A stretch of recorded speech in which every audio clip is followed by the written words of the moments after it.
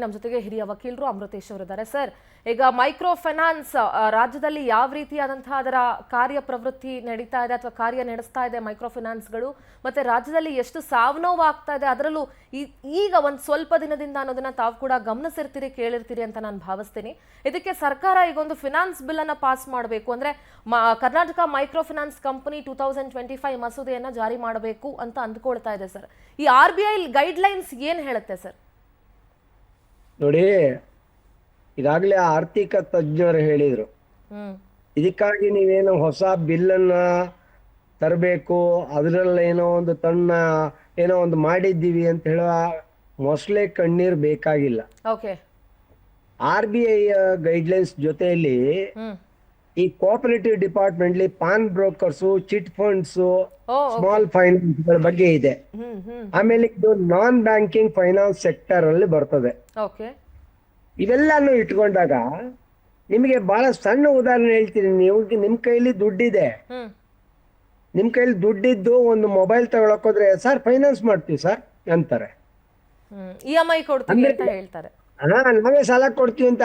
ಎಲ್ಲಿ ಬೇಕಾದ್ರೂ ಹೋಗಿ ಈ ಮೈಕ್ರೋ ಫೈನಾನ್ಸ್ ನ ಜನ ಇಂಥ ಕಡೆ ಅದನ್ನ ಕಾಯ್ಕೊಂಡು ಕೂತಿರ್ತಾರೆ. ಕಾರ್ ತಗೋಬೇಕಾ, ಅಲ್ಲೇ ಅವ್ರ ಶೋರೂಮ್ ಅಲ್ಲೇ 3-4 ಜನ ಫೈನಾನ್ಸಿಯರ್ಸ್ಗಳು, ಯಾವ್ದಾವ್ದೋ ಸಣ್ಣ ಸಣ್ಣ ಫೈನಾನ್ಸ್, ಹೌದಾ? ಅಲ್ಲಿ ಇಂಟ್ರೆಸ್ಟ್ ಎಷ್ಟಿರುತ್ತೆ ಅಂತ ಯಾರು ಯೋಚನೆ ಮಾಡಕ್ ಹೋಗಲ್ಲ. ತಾವು ಹೇಳಿದ್ರಿ ಬಹಳ ಅರ್ಜೆಂಟ್ ಇದೆ ನನಗಿದೆ ಅಂತ. ನಿಜ, ಅವರು ಆ ಅರ್ಜೆಂಟ್ ಇವರು ದುರುಪಯೋಗ ತಗೋತಿದ್ದಾರೆ. ಮೈಕ್ರೋ ಫೈನಾನ್ಸ್ ಯುಟಿಲೈಸ್ ಅದನ್ನ ಯುಟಿಲೈಸ್ ಮಾಡ್ಕೊಂಡು ಅಂತಹ ವ್ಯಕ್ತಿಗಳಿಗೆ ಕೈ ಹಾಕ್ತಾರೆ. ನಾನ್ ಕೇಳೋದೇನಂದ್ರೆ, ಇವತ್ತು ಕೆನರಾ ಬ್ಯಾಂಕ್ ಅಲ್ಲಿ ಯಾಕೆ ತಗೊಳ್ಳಿಲ್ಲ ನೀವು, ಕಾರ್ಪೊರೇಷನ್ ಬ್ಯಾಂಕ್ ತಗೊಳ್ಳಿಲ್ಲ ಅಂದ ತಕ್ಷಣ ಜನ ಏನಂದ್ಬಿಡ್ತಾರೆ, ನಿಮ್ಗೇನ್ ಗೊತ್ತ್ರಿ ಅಲ್ಲಿ 108 ಕಾಯ್ದೆ ಕಾನೂನುಗಳು ಅಂತ. ಒಂದು ಅಡ್ವರ್ಟೈಸ್ಮೆಂಟ್ ನೋಡಿದಿರಿ, ಯಾವ್ದೋ ಮನೆ ಇದಕ್ಕೆ ಪೇಪರ್ ಸರಿ ಇಲ್ಲ ಅಂದ್ರೆ ಅವರು ಏನು ಪೇಪರ್ ಸರಿ ಇಲ್ದಿರೋ ಪರವಾಗಿಲ್ಲ ನಾವು ಫೈನಾನ್ಸ್ ಮಾಡ್ತೀವಿ ಅಂತಾರೆ. ಸರ್, ಏನು ಡಾಕ್ಯುಮೆಂಟೇಶನ್ ಸರಿಯಾಗಿ ಕೇಳಲ್ಲ ಸರ್. ಡಾಕ್ಯುಮೆಂಟ್ ಇಲ್ದಿರೋ ಪರವಾಗಿಲ್ಲ, ನೀವು ಒಂದು 8-10 ಇದಕ್ಕೆ ಫಾರಂ ಅಲ್ಲಿ ಸೈನ್ ಹಾಕ್ಬಿಡಿ, ನಾವು ನಿಮ್ಗೆ ತಕ್ಷಣ ಫೈನಾನ್ಸ್ ಕೊಡ್ತೀವಿ.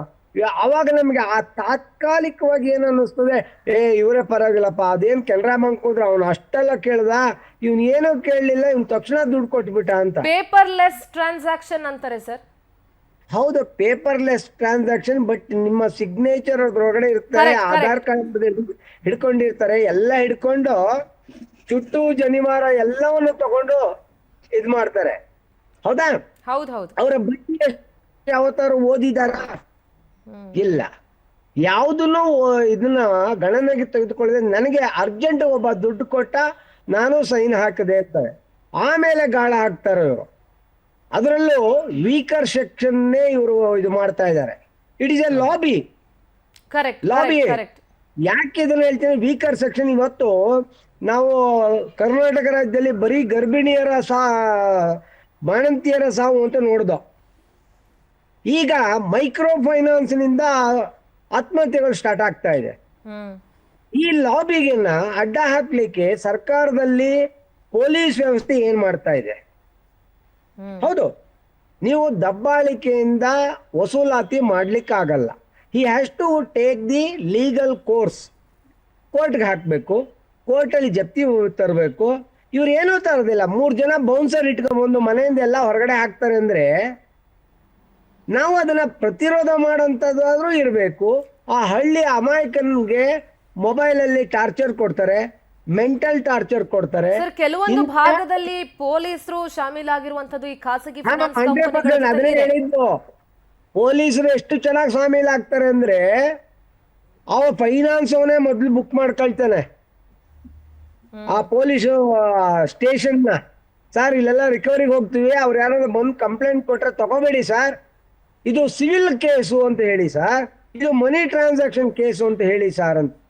ಆದ್ರೆ ಅವನಿಗೆ ಮಾನಸಿಕವಾಗಿ ಟಾರ್ಚರ್ ಕೊಡ್ತಾರಲ್ಲ, ಅದಕ್ಕಾದ್ರೂ ಕೇಸ್ ತಗೊಂಡು ನೋಡಪ್ಪ ನೀನು ಕಾನೂನುಬದ್ಧವಾಗಿ ಕೋರ್ಟಿಂದ ಏನಾದ್ರು ಆರ್ಡರ್ ತಂದ್ರೆ ಅವನ ಹತ್ರ ವಸೂಲಾತಿ ಮಾಡು. ಅದನ್ನ ಇವ್ರು ಬಾಯಿ ಬಿಡೋದಿಲ್ಲ. ಯಾಕೆ ಇದನ್ನು ಬಾಯಿ ಬಿಡೋದಂದ್ರೆ ಅವ್ರಿಗೂ ಒಂದಷ್ಟು ಹಪ್ತಾ ವಸೂಲಿ ಆಗಿರ್ತದೆ.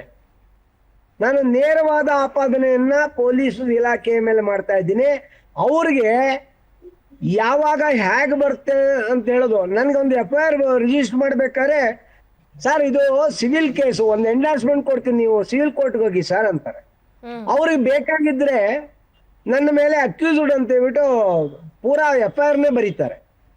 ಇದು ಇವತ್ತಿನ ಪೊಲೀಸ್ ವ್ಯವಸ್ಥೆ. ರೈಟ್ ಸರ್, ಮಾತಾಡ್ತೀನಿ sir. Narendra sir, Amritesh sir ಒಂದು ಬಹಳ ಚೆನ್ನಾಗಿ ಹೇಳಿದ್ರು, ಇದಕ್ಕೆ ಯಾವ ಬಿಲ್ ತರೋ ಅಂತ ಅವಶ್ಯಕತೆನೂ ಇಲ್ಲ, ಹೊಸ ಮಸೂದೆ ಮಾಡೋ ಅವಶ್ಯಕತೆನೂ ಇಲ್ಲ, ಇರೋದನ್ನೇ ನೆಟ್ಟಿಗೆ ಫಾಲೋ ಮಾಡಿಸ್ಕೊಂಡು ಇವರು ಸ್ಟ್ರಿಕ್ಟ್ ಆಗಿ ಸಿಸ್ಟಮ್ನ ಕರೆಕ್ಟಾಗಿ ಇಟ್ಕೊಂಡು ಹೋದ್ರೆ ಅದೇ ಸಾಕು ಅಂತ ಅಮೃತೇಶ್ ಸರ್ ಹೇಳ್ತಾ ಇದ್ರು. ಈ RBI ಗೈಡೆನ್ಸ್ ಏನು ಹೇಳುತ್ತೆ ಅನ್ನೋ ರೀತಿಯಲ್ಲಿ ಈಗ ಲೈಸೆನ್ಸ್, ಈಗ ಸರ್ ಕೋಆಪರೇಟಿವ್ ರಿಜಿಸ್ಟರ್ ಆಗಿರುತ್ತಲ್ಲ ಸರ್, ಈಗ ಕೋಆಪರೇಟಿವ್ ಸೆಕ್ಟರಲ್ಲಿ ಯಾವ್ಯಾವ ಫಿನಾನ್ಸ್ಗಳು ರಿಜಿಸ್ಟರ್ ಆಗಿರುತ್ತೆ, ಯಾವ್ಯಾವ್ದು ರಿಜಿಸ್ಟರ್ ಆಗಿರಲ್ಲ, ಅನ್ರಿಜಿಸ್ಟರ್ಡ್ ಮೇಲೆ ಲೀಗಲ್ ಆಕ್ಷನ್ ತಗೊಳ್ಬೋದಲ್ಲ ಸರ್? 100%. ನಾನು ನಿಮ್ಗೆ ಮೊದಲು ಶುರುನಲ್ಲಿ ಹೇಳಿದೆ, ಆರ್ಡಿನೆನ್ಸ್ ಅನಗತ್ಯ. RBI ಗೈಡ್ಲೈನ್ಸ್ ಅಲ್ಲಿ ನಾನ್ ಬ್ಯಾಂಕಿಂಗ್ ಫೈನಾನ್ಷಿಯಲ್ ಇಂಟರ್ಮೀಡಿಯರೀಸ್ ಅಲ್ಲಿ ಮೈಕ್ರೋ ಫೈನಾನ್ಸ್ ಬರುತ್ತೆ. ಸೊ ಅವರು ಕಂಟ್ರೋಲ್ ಅಲ್ಲಿ ಇದ್ದಾರೆ. ನಮಗೆ ರಿಕವರಿ ಹೆಂಗ್ ಮಾಡ್ಬೇಕು ಅಂತ ಕೋಡ್ ಆಫ್ ಕಾಂಡಕ್ಟ್ ಇದೆ ಮೇಡಮ್. ಹೆಂಗ್ ಬಟ್ಟೆ ಹಾಕೊಂಡು ಹೋಗ್ಬೇಕು, ಶೇವ್ ಮಾಡ್ಕೊಂಡು ಹೋಗ್ಬೇಕು, ಯಾವ ಟೈಮ್ ಇಂದ ಯಾವ time, dawn to dusk. So ಸಂಜೆ 5 ಗಂಟೆ ಮೇಲೆ ಮಾಡೋ ಹಂಗಿಲ್ಲ. ಆಮೇಲೆ ಯಾವ ತರ ಮಾತಾಡ್ಬೇಕು, ಬಟ್ಟೆ ಹೆಂಗ್ ಹಾಕೊಂಡಿರ್ಬೇಕು, ಕಾಲರ್ ಶರ್ಟ್ ಹಾಕೊಂಡು ಹೋಗ್ಬೇಕು ಅಂತಿದೆ. ಸೊ ಹೆಂಗೆಂಗೋ ಈ ತರ ಕಾನೂನೆಲ್ಲ ಕರೆಕ್ಟ್ ಆಗಿದೆ. ನಡೀತಾ ಇರೋದು ಇದು ಒಂದು mafia, lending mafia. RBI is very clear. 2022 ನಲ್ಲಿ ಕೂಡ ಅವರು ಇವಾಗ ಸ್ವಲ್ಪ ಇಂಟ್ರೆಸ್ಟ್ ಲಿವರೇಜ್ ಮಾಡ್ಕೊಟ್ರು, ಅಲ್ಲೊಂಚೂರು ತಪ್ಪಾಗಿದೆ. ಈಗ ಬಜೆಟ್ ಅಲ್ಲಿ ಮತ್ತೆ ಈ ಮೈಕ್ರೋ ಫೈನಾನ್ಸ್ ರಿಕವರಿ ಎಲ್ಲ ಹಾಳಾಗೋಗಿದೆ, NPS ಆಗೋಗಿದೆ. ಸೊ ಅದು ಬೇರೆ ಮಾತು. ಅದು ಸ್ಟೇಟ್ ಬಜೆಟ್, ಸೆಂಟ್ರಲ್ ಬಜೆಟ್ ಅಲ್ಲಿ ಮೈಕ್ರೋ ಫೈನಾನ್ಸ್ಗೆ ಒಂದು ಉಸಿರು ಕೊಡಬೇಕು ಅಂತ ಹೇಳಿ ಕೇಳ್ತಾ ಇದ್ದಾರೆ, ಅದು ಬೇರೆ. ಬಟ್ ರೂಲ್ಸ್ ರೆಗ್ಯುಲೇಷನ್ ರಿಕವರಿಗೂ ಇದೆ, ಆಮೇಲೆ ಲೆಂಡಿಂಗ್ ಇದೆ. ಬ್ರೋಕರ್ಸ್ ಯೂಸ್ ಮಾಡೋಂಗಿಲ್ಲ, ರಿಕವರಿ ಏಜೆಂಟ್ ಯೂಸ್ ಮಾಡೋಂಗಿಲ್ಲ. ಮಾಡಿದ್ರೆ ಅಗ್ರಿಮೆಂಟ್ ಆಗ್ಬೇಕು, ID ಇರಬೇಕು, ಲೋಕಲ್ ಪೊಲೀಸ್ ಸ್ಟೇಷನ್ ಅವ್ರ KYC ರಿಜಿಸ್ಟರ್ ಆಗ್ಬೇಕು, ಯಾರು ಹೋಗಕ್ಕಾಗಲ್ಲ ಗೂಂಡಾಗಳನ್ನ ಕಟ್ಕೊಂಡು. ಆಯ್ತಾ? ಆಮೇಲೆ ಸ್ಟೇಟ್ ಬಂದ್ರೆ ನಮ್ಮಲ್ಲಿ ಮನಿ ಲೆಂಡರ್ಸ್ ಆಕ್ಟ್ ಇದೆ, ಪಾನ್ ಬ್ರೋಕರ್ಸ್ ಆಕ್ಟ್ ಇದೆ. ಸೊ ಯಾರು ಮಾಡಿದ್ರು ಪೊಲೀಸ್ ಸ್ಟೇಷನ್ ಅಲ್ಲಿ ಒದ್ದೊಳಗೆ ಹಾಕ್ಬೋದಲ್ವಾ? ಏನ್ ಕಷ್ಟ ಇದೆ? ಯಾಕೆ ಬೇಕು ಆರ್ಡಿನೆನ್ಸ್? ಈಗ ಆರ್ಡಿನೆನ್ಸ್ ಬಂದಾಗ ಏನಾಗುತ್ತೆ, ಡಬಲ್ ಓವರ್ಲ್ಯಾಪ್ ಆಗುತ್ತೆ. ಕರೆಕ್ಟ್ ಆಗಿರೋ ಮೈಕ್ರೋ ಫೈನಾನ್ಸ್ ಲೆಂಡಿಂಗ್ ನಿಲ್ಸಿಬಿಡ್ತಾರೆ ಬಡವರಿಗೆ. ಆಮೇಲೆ ರಿಕವರಿ ಏಜೆಂಟ್, ರಿಕವರಿ ಅವರು ಇನ್ನು ಹೋಗೋದೇ ಇಲ್ಲ. ಸುಮ್ನೆ ಕಂಪ್ಲೇಂಟ್ ಬೀಳುತ್ತೆ ನನ್ನ ಮೇಲೆ ಅಂತ ಅವ್ನು ಕೆಲಸ ಬಿಟ್ಟು ಹೋಗ್ತಾನೆ. ಇನ್ನು ಹೊಸ ಪ್ರಾಬ್ಲಮ್ಸ್ ಬರುತ್ತೆ. ಈಗ ನಾವು ಮಾಡ್ಬೇಕಾಗಿರೋದು ಏನು? ಈ ಸಾವುಗಳಿಗೆ ಅಪೀಲೇ ಇಲ್ಲ, ಬಹಳ ಅನ್ಯಾಯ. ಯಾರು ಮಾಡಿದ್ದಾರೆ? ಒಂದು ಚಾಮರಾಜನಗರ, ಇದು ಯಾವ ಕಂಪನಿ? ಈಗ ಹೋಗ್ತಿರೋದೆಲ್ಲ ಕಂಪನಿ ದಾಖಲೆ ಇದೆ ಅಲ್ವಾ? ಸೊ ಅವ್ರು ಕ್ಯಾನ್ಸಲ್ ಮಾಡ್ಬೋದಲ್ವಾ? ಯಾಕೆ ನಾವು ನೋಟಿಫಿಕೇಶನ್ ಕೊಡ್ತಾ ಇಲ್ಲ? ಯಾಕೆ ಅದಕ್ಕೆ ಪಬ್ಲಿಸಿಟಿ ಕೊಡ್ತಾ ಇಲ್ಲ? ನಾವು ಈ ಕಂಪನಿನ ನಾವು ಡಿರೆಗ್ಯುಲೇಟ್ ಮಾಡ್ತೀವಿ, ಲೈಸೆನ್ಸ್ ಕ್ಯಾನ್ಸಲ್ ಮಾಡ್ತೀವಿ, ಮುಗಿದೋಯ್ತು ಕತೆ. ಆಮೇಲೆ ಲೋಕಲ್ ಚಿಕ್ಕ ಊರುಗಳು ಆ ತರ ಫೈನಾನ್ಸ್ ಕಂಪನಿ ಯಾವ್ಯಾವ್ದಿದೆ ಅವನ್ನೆಲ್ಲ ನಿಲ್ಲಿಸಬೇಕು, cancel their licences, matter is close. ಆಮೇಲೆ ತಕ್ಷಣ ಗವರ್ಮೆಂಟ್ ಏನ್ ಮಾಡ್ಬೇಕು, ಇದಾಗಿದ್ದ ರೀಸನ್ಗೆ ಅವ್ರಿಗೆ ಈಗ ಈ ನನ್ನ ಪಾಯಿಂಟ್ ಏನಂದ್ರೆ, ಎಷ್ಟೊಂದು ಗ್ಯಾರಂಟಿ ಹೇಳಿದ್ವಲ್ವಾ, ಹಂಗಾರೆ ದುಡ್ಡೆಲ್ಲ ಅವ್ರಿಗೆ ಮುಟ್ಟಿಲ್ವಾ? ಇಷ್ಟು ಕಷ್ಟ ಯಾಕೆ ಬಂತು? ಒಂದು. ಎರಡು, ಈಗ ಅವ್ರಿಗೆ ಇಮ್ಮಿಡಿಯೇಟ್ ಆಗಿ ನಾವು ಏನೇನು ಆಕ್ಷನ್ ತಗೋತೀವಿ ಇದೆಲ್ಲ ಶಮನ ಆದ್ಮೇಲೆ ಇವ್ರಿಗೆ ನಾವು ಎಂಪ್ಲಾಯ್ಮೆಂಟ್ ಕೊಡಬೇಕು. ನಾವು ಅದು ಮುಖ್ಯ. ಈಗೆಲ್ಲ ಪ್ರಾಬ್ಲಮ್ ಬರ್ತಿರೋದು ಏನು? ದುಡ್ಡಿಲ್ಲ, ಅವ್ರಿಗೆ ಕಷ್ಟಗಳಿದೆ. ಸೊ ಮನ್ರೇಗಾ ಏನ್ ಹೇಳುತ್ತೆ, 200 ದಿನ ಇಂಥವ್ರಿಗೆ ಎಂಪ್ಲಾಯ್ಮೆಂಟ್ ಕೊಟ್ಟು ಅವ್ರಿಗೆ ಸಾಲ ತೀರ್ಸೋ ತರ ಮಾಡ್ಬೇಕು. ನಾವು ಅವ್ರ ಸಾಲಗಳೇ ನಾಳೆ ಅವ್ರಿಗೆ ಕಷ್ಟ ಆಗುತ್ತೆ. ಆಮೇಲೆ ಇದೆಲ್ಲ ಶಮನ ಆದ್ಮೇಲೆ ನಾಳೆ ಅವ್ರಿಗೆ ಯಾರು ಸಾಲ ಕೊಡಲ್ಲ. ಬ್ಯಾಂಕ್ಗಳು ಅಲ್ಲಿ ಆ ರಿಮೋಟ್ ಏರಿಯಲ್ಲಿ ಕೊಡಲ್ಲ. ಸೊ ಇದೇ ಮೈಕ್ರೋ ಫೈನಾನ್ಸ್ಗಳೇ ಮಾಡ್ತಾ ಇವೆ. ಆಮೇಲೆ ಮೈಕ್ರೋ ಫೈನಾನ್ಸ್ ಹೇಳಿದ್ನಲ್ಲ, 60,000 ಕೋಟಿ ಇದೆ ಔಟ್ಸ್ಟ್ಯಾಂಡಿಂಗ್. 1 ಲಕ್ಷ ಬೆನಿಫಿಷರೀಸ್ ಇದ್ದಾರೆ, 1 ಕೋಟಿ ಬೆನಿಫಿಷರೀಸ್ ಇದ್ದಾರೆ ನಮ್ಮ ಸ್ಟೇಟ್ ಅಲ್ಲಿ. ತುಂಬಾ ಬೆನಿಫಿಟ್ ಆಗಿದೆ. ಬಟ್ ಈ ಮಾಡ್ತಿರೋರು ಇದು ಅನ್ರೆಗ್ಯುಲೇಟೆಡ್ ಮೈಕ್ರೋ ಫೈನಾನ್ಸ್, ಹೆಸರು micro finance under the umbrella, ಬಹಳ ಅನ್ಯಾಯ ಆಗ್ತಾ ಇದೆ. ಇದಕ್ಕೆ ನಾವು ಕಡಿವಾಣ ಹಾಕ್ಬೇಕು. ಅದಕ್ಕೇನು ಹೊಸ ನಂಗೆ ಅರ್ಥ ಆಗ್ತಾ ಇಲ್ಲ, ಯಾತಕ್ಕೆ ಹೊಸ ಕಾನೂನು ಬೇಕು ಅಂತ. ಅದಕ್ಕೆ ನಾನು ಯಾವುದೋ ಒಂದು ಆರ್ಟಿಕಲ್ ಬರ್ದಾಗ ಹೇಳಿದೆ, ಇದು 5th wheel to the coach ಅಂತ ಆರ್ಡಿನೆನ್ಸ್. ಇದು 4 ಚಕ್ರದಲ್ಲೇ ನಾವು ಆರಾಮಾಗಿ ಡೀಲ್ ಮಾಡ್ಬೋದು ಇಶ್ಯೂನ. ಸರ್ ನಾನು ಮಾತಾಡ್ತೀನಿ ತಮ್ಮ ಜೊತೆಗೆ. ಸಾರಿ ಅಮೃತೇಶ್ ಸರ್, ಈಗ ನರೇಂದ್ರ ಸರ್ ಬಹಳ ಚೆನ್ನಾಗಿ ಹೇಳಿದ್ರು, ಆರ್ಡಿನೆನ್ಸಸ್ ಅದರ ಆರ್ಡಿನೆನ್ಸ್ ಅಗತ್ಯ ಇಲ್ಲ ಅಂತ ಹೇಳಿ. ಅಂದ್ರೆ ಈಗ ಯಾವ ಸಂಸ್ಥೆಗಳಿಂದ ಕಿರುಕುಳ ಆಗ್ತಿದೆ ಅಂತ ಗೊತ್ತಾಗಿ ಅದನ್ನ ಲೈಸೆನ್ಸ್ ಕ್ಯಾನ್ಸಲ್ ಮಾಡ್ಬೋದು ಅಂತ. ಸರ್ ಈಗ ಪೊಲೀಸ್ ಅವ್ರ ಇನ್ವಾಲ್ವ್ಮೆಂಟ್ ಇದೆ ಅಂತನೋ ಅಥವಾ ಈಗ ಸಿಸ್ಟಮ್ ಸರಿಯಾಗಿ ಆಗ್ತಾ ಇಲ್ಲ ಅಂದ್ರೆ ಅನ್ರಿಜಿಸ್ಟರ್ಡ್ ಅಂದ್ರೆ ಲೈಸೆನ್ಸ್ ಇಲ್ಲದೆ ಇರುವಂತಹ ಫೈನಾನ್ಸ್ ಕಂಪನಿಗಳನ್ನ ಇವರು ಲೀಗಲ್ ಆಗಿ ಅದನ್ನ ತೆಗಿತಾ ಇಲ್ಲ ಅಂತ ಅಂದಮೇಲೆ ಈಗ ಮಸೂದೆ ಮಾಡಿ ಏನ್ ಪ್ರಯೋಜನ ಇದೆ ಸರ್? ಉಪಯೋಗ ಆಗಲ್ಲ, ಏನು ಉಪಯೋಗ ಆಗಲ್ಲ. ಇದಕ್ಕೆ ಬಹಳ ಒಳ್ಳೆಯ ಒಂದು ಉದಾಹರಣೆಯನ್ನು ಕೊಡ್ತೀನಿ. ಒಂದು 25 ವರ್ಷಗಳ ಹಿಂದೆ ಕರ್ನಾಟಕ ರಾಜ್ಯ ರೈತ ಸಂಘದವರು ಒಂದು ಬೋರ್ಡ್ ಹಾಕ್ತಿದ್ರು ವಿಲೇಜ್ ಅಲ್ಲಿ.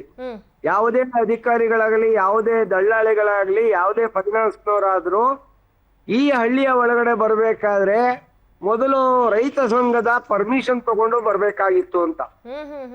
ಸಂಘಟನೆ ಎಲ್ಲಿ ಗಟ್ಟಿಯಾಗಿರುತ್ತೆ ಅಲ್ಲಿ ಹೋರಾಟಗಳಿರ್ತದೆ. ಇವತ್ತು ಈ ಫೈನಾನ್ಸ್ಗಳು ಅದನ್ನ ಈಗ ಸಂಘಟನೆಗಳು ಸ್ವಲ್ಪ ವೀಕ್ ಆಗಿರೋದ್ರಿಂದ ಅದರ ದುರುಪಯೋಗ ತೆಗೆದುಕೊಳ್ತಾರೆ.